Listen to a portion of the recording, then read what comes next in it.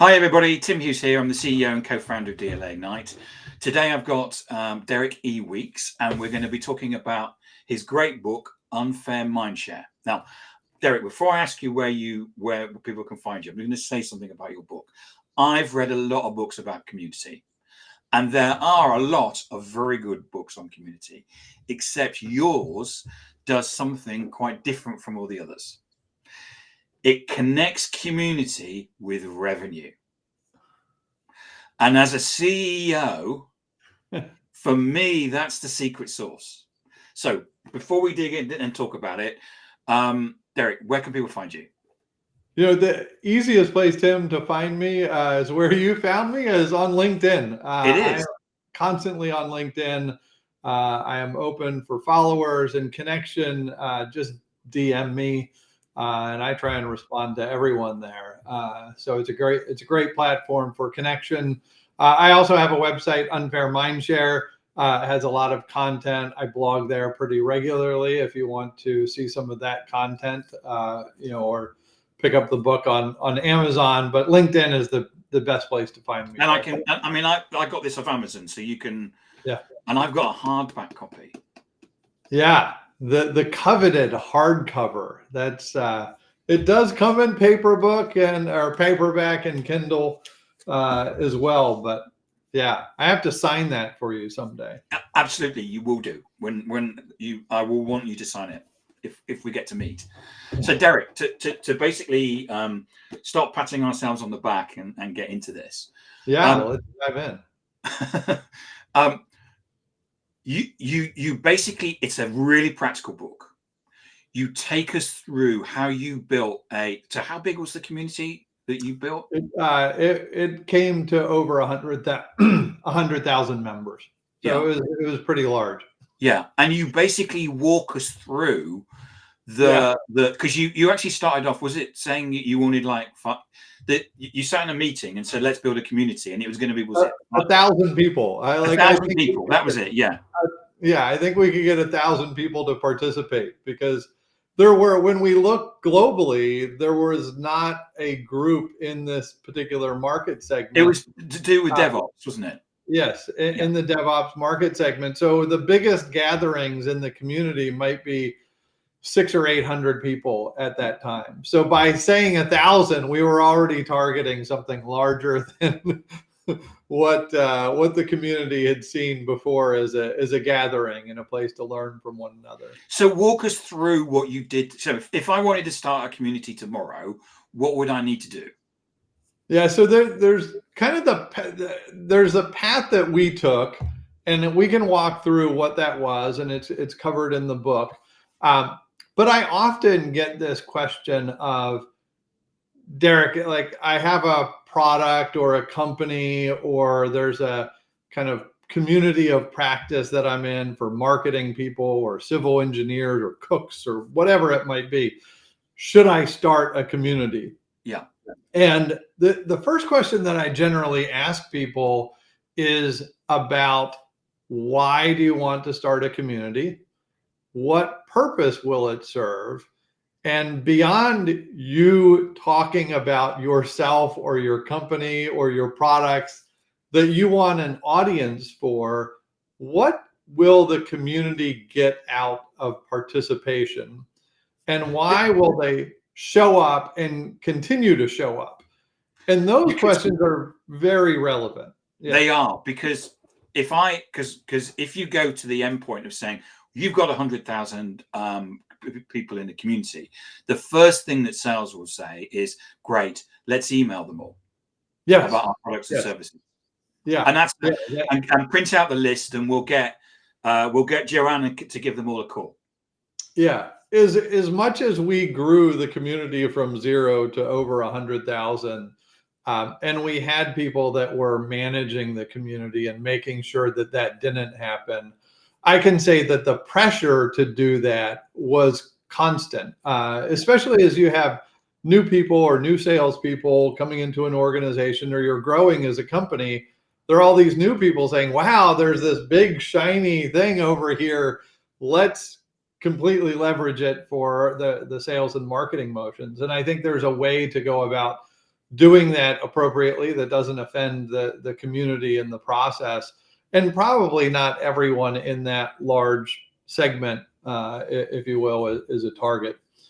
But kind of going back to your initial question about, how do people start, is one, you really have to nail down the why the community would matter. For us, when we started this DevOps community, we had a very simple mission that we were going after. We understood that people wanted to be educated on DevOps, and they were seeking forums to do that. Local meetups, regional conferences, maybe there's a meetup of a DevOps Days event in their area, but there was no global scale that was doing this. And also, like, Tim, I might meet you at a DevOps conference, and I'd ask you, how many people at your company are doing DevOps or in a DevOps practice? And you might say, like, oh, there's 950 people back at my company doing DevOps, but only one is showing up at this event because we can't send everyone. Yeah. So we said, we're going to create a forum to educate everyone in the world on DevOps. We're going to do that for free, and we're not going to have vendor pitches as part of this. And the community is going to build all of the content for this. It wasn't our company or me as an individual. And we created a forum for that to happen, invited a bunch of people to share content and knowledge, and that attracted a huge audience. So that initial goal of, hey, in 90 days, we're going to pull something off as the kickoff of the community, and 1,000 people will show up. That 90 days turned into 13,000 people showing up. And we knew we were onto something, and the community valued it, and we wanted to keep building from there. Because one of the things that you did was, which was really interesting, was the fact that you knew that there would be one person would show up, but you knew that there'd be 900 people back at the office. Yeah. So what you were doing was setting up these, in effect, remote, where people were beaming this in. So all 900 people were able to watch what you were doing. But the classic marketing argument, well, we would want to collect all those emails. And you said, no, all 900 can watch, and we'll just have one person in our community. Yeah, that's it was so selfless. Effectively, that's all that was required. And we told people that. Capital One called up one day and said, hey, do you mind if we broadcast this in our auditorium for all of the people working here?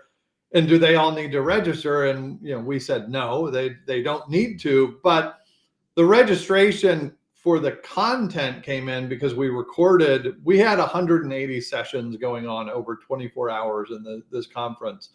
The registration came in to say, you can't absorb all the content there, at the moment, because we had 5 continuous tracks over 24 hours. So they would register to get the content on demand or sign into the Slack community that we had for the conversations. But one of the key things that we did, and you mentioned, was as we built the community and we wanted as many people as possible to benefit, is we said, Tim, register yourself, but then register your team or encourage your team to register, and block off a meeting room, an auditorium, your cafeteria, what have you, and watch together, because we want all of you learning together. And imagine the huge benefit of going to any conference in your industry where you're trying to become better at the thing that you're doing, and you could get all of your company to go and attend for free. That worked at massive scale. That one year we had 4,000 people from State Farm Insurance participate. They simply kind of gave everyone the day off and said, we're all doing this as a company. Everyone in IT and software development is participating, and we're all going to learn together. And we didn't control them doing that, like what they were doing during their day, how they benefited, like the lessons that they were learning, how they implemented that inside the company, and the lessons learned. Like, that was all up to them. We were just creating this forum for education for them. So you went through this process and created this community, And it's really interesting about how you kind of went up to the next level, because quite often what you were doing is you were just going out to people and saying, here's this free resource, would it be useful to you? And they'd say yes. Yeah. So so it was a free resource. We made it available to everyone. The more participation we had in that, it benefited more people, because again, we weren't creating the content out there as a company and as the people managing the community. It was the community coming in saying, I have information that I want to share. And as soon as they came together and recognized there wasn't a vendor kind of driving pitches in this community, it attracted more people to share or exchange more content. And the community benefited from that. Oh, I know who to go to that has that knowledge. Let me, go and work with them. Now, we started off this conversation about, Derek, you connected this community effort to revenue. How do you do that? Well, yes. So surely you were creating content and everyone was seeing, your company was pitching to all that 100,000 people, or you were cold calling that 100,000 people, or you were spamming those 100,000 people. Surely that's how it works. No, that's exactly how not to do it. So if we somehow gathered 100,000 people all of a sudden into a community, and then we said, we're going to come here for education, meet people, learn from those people. There are no vendor pitches. And the very next day, we started vendor pitching you. You would be very off-put by that experience. And I joined a RevOps Slack group, and within an hour, someone pitched to me their product. Yeah. It's like, I don't want to go there. It doesn't feel good. No. Now, what I had to go and wash my hands. What we did with the community were more simple and maybe indirect things at the start. So let's say 100,000 people have come to this community. I'm going to set up a survey for the community. And it's not my company per se. I mean, my company is the one leading it, but I'm going to invite 5 of my friends from the industry. We're going to develop a survey on what we think will be interesting for the people in the community. So we build a community-based survey. We promote it out to the 100,000 people. We learn from those people and produce a survey report, which we then reveal to the community.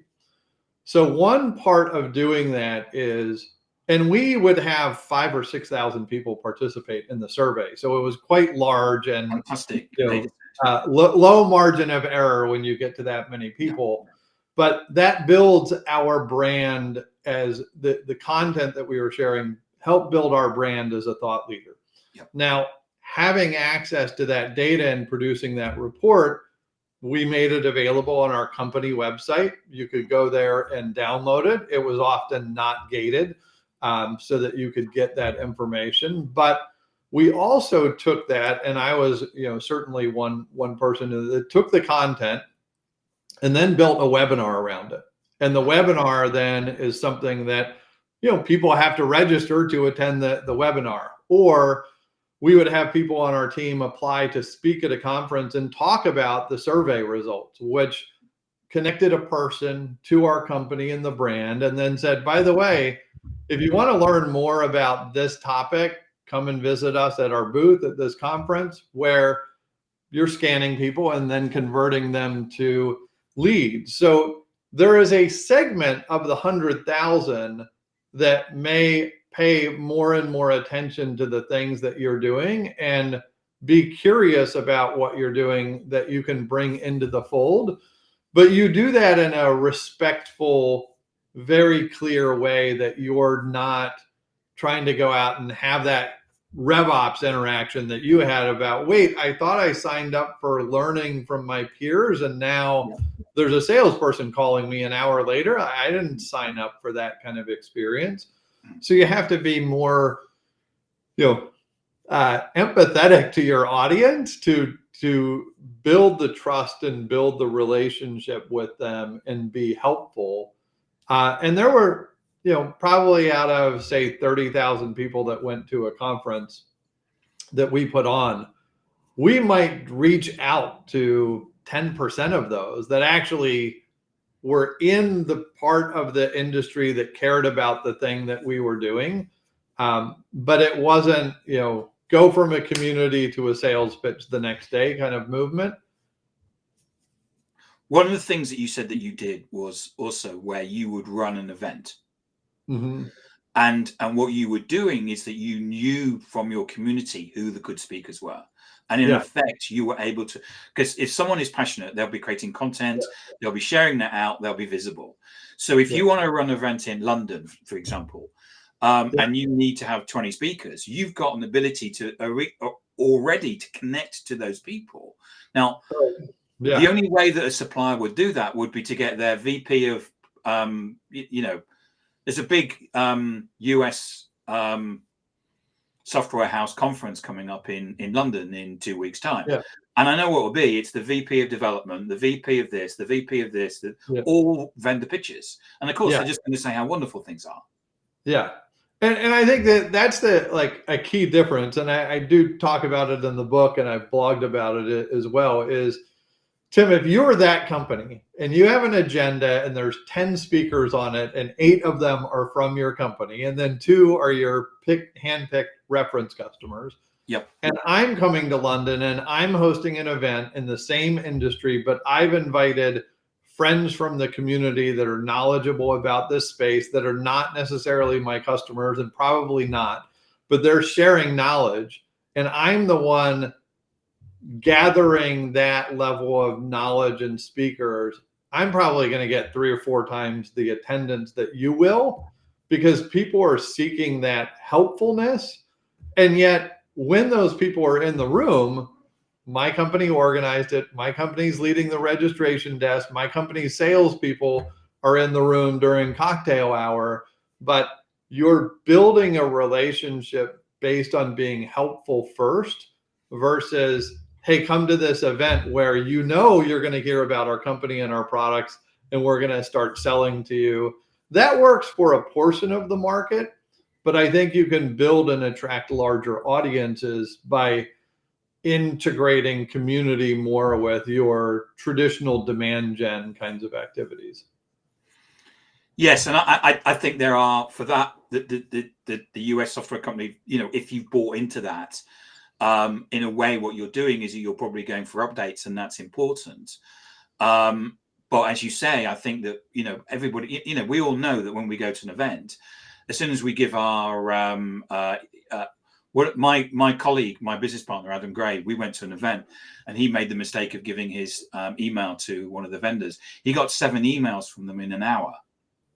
Yeah. And, I think it's just about, again, going back to the human-centric experiences. Who do you want to do business with? The person that's immediately pitching you, or the person that's just trying to help you learn and to form a relationship?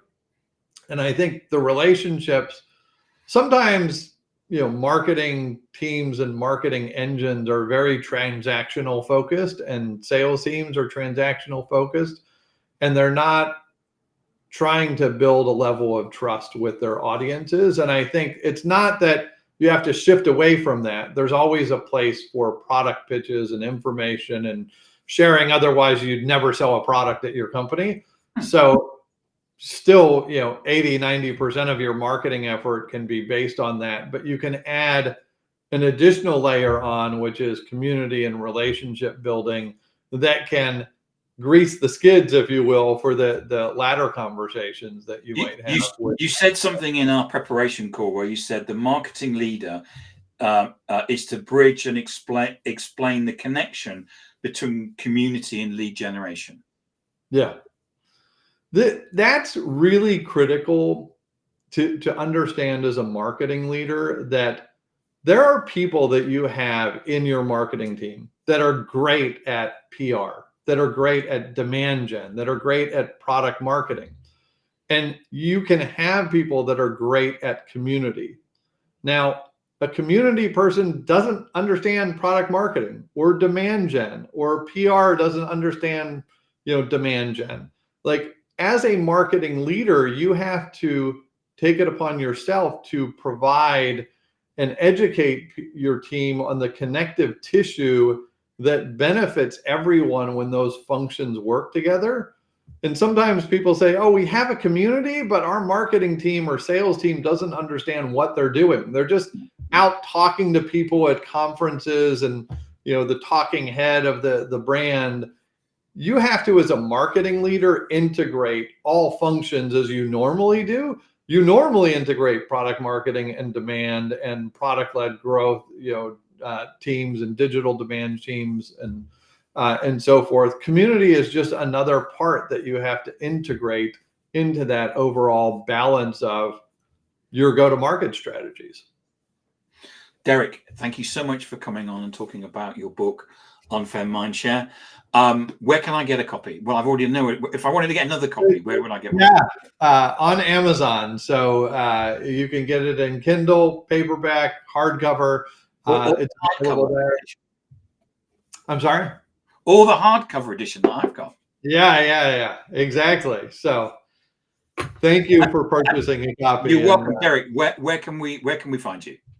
Yeah, on LinkedIn. Again, that's the easiest place to find me. Just look at Derek Weeks Unfair Mindshare, and you can easily spot me there and connect. Derek, thank you so much for coming in and talk to us. It's an excellent book. As you well know, I've recommended it to other people. So I appreciate that. Thanks, Tim. Thanks, Derek. Thanks for coming on and talk to us. Bye.